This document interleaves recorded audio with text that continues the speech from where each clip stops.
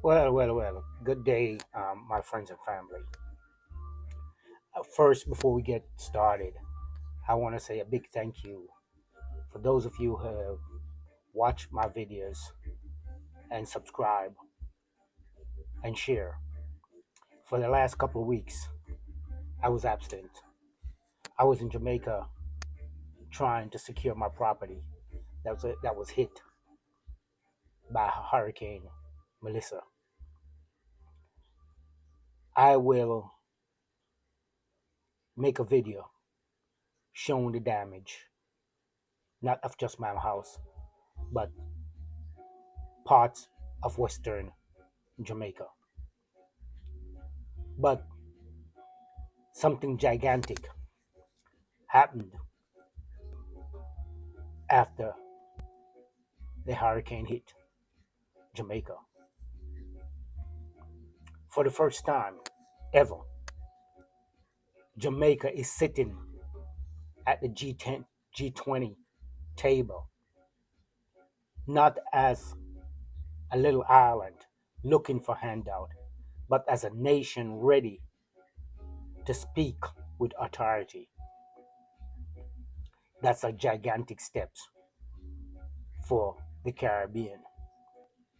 The Caribbean is getting ready to move into a first world country, not a third world country. Before we dive in, hit the subscribe button right now. This is where we get the truth behind the global power. Yes, my friends, help the algorithm distribute and shows more people what's going on with the help of you by hitting subscribe, share, like.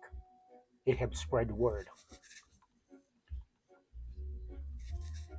Why this moment is bigger than people think.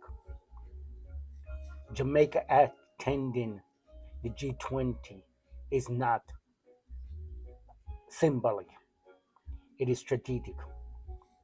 Prime Minister Andrew Onis opened his statement with a line that cuts straight to the heart of small nation vulnerability. He said, one external shock can undo years of progress, which we witnessed with Melissa, the hurricane. That's just economics. That's a warning, a declaration that Jamaica must now play on the global field, where decisions are made, not where orders are handed down. So if you're proud to see Jamaica finally step into the arena, go ahead and subscribe right now. Let's be honest. For years, Jamaica has been positioned as a receiver nation, dependent, dependent, sidelines, overlooked. But Hone said it. He said something at the G20 that signaled a shift from dependency to strategic partnership. He said Jamaica support the global agenda to make economic growth not only strong but sustainable, but also inclusive and reliance. They are not these are not words of country begging. These are words of country aligning with the new world order that Africa is helping to define. The summit was held in South Africa, and African soil made this moment even more symbolic. If you support deeper Africa Caribbean unity, hit like, subscribe, and share. What this means for Jamaica economy. Here's the blunt truth. Being in that room gives Jamaica direct access to decision and financial pathway we were never allowed near before. Hone stressed this clearly.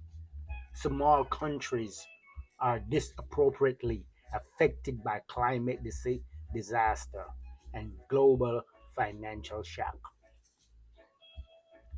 Translation: Jamaica cannot keep waiting for aid check. We need long term finance, reliance, resistance, infrastructure, and strategic alliance.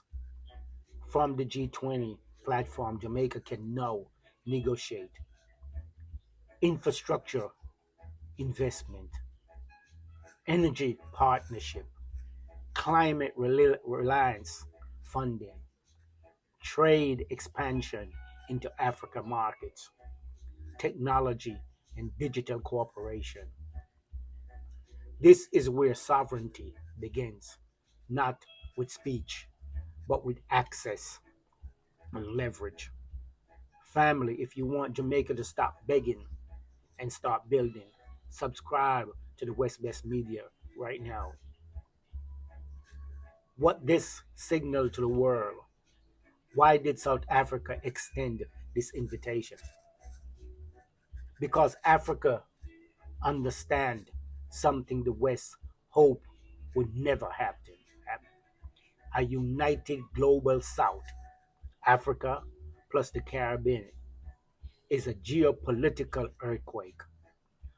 Honus echoed this global South message when he said, we must strengthen partnership that drive reliance, opportunity, inclusive, and dependent. End of quote.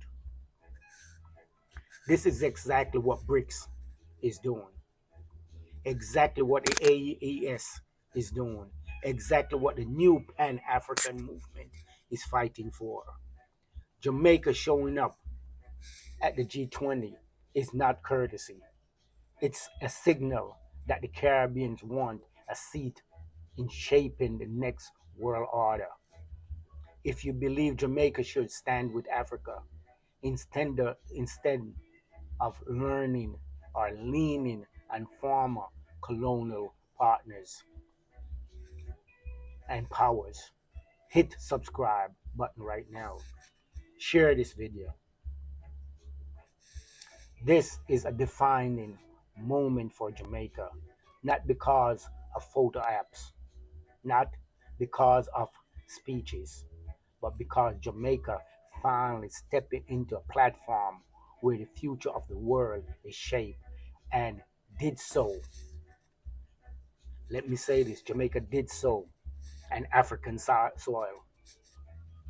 Now the question becomes, will Jamaica deepen its ties with Africa and BRICS or stay locked into Western dependency?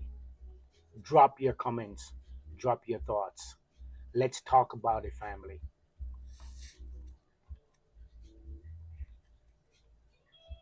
Now, a lot of people are saying it's no big deal.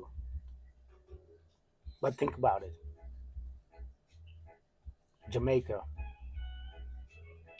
one of the largest islands in the Caribbean, strongest, have always been a dependency state, dependent Britain, dependent the US.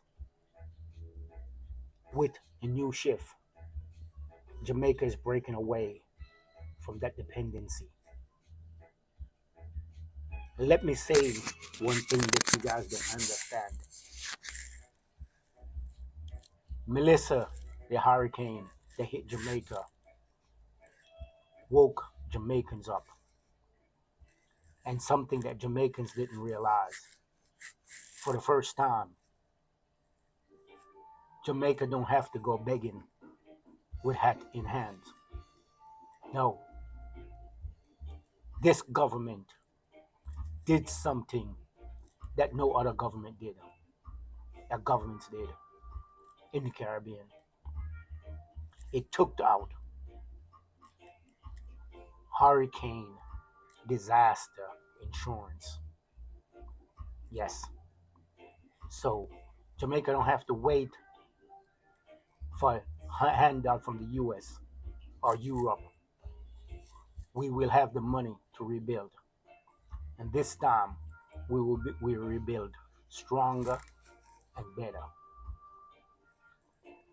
Folks in Western Jamaica have to start realizing some towns, some settlement will be moved.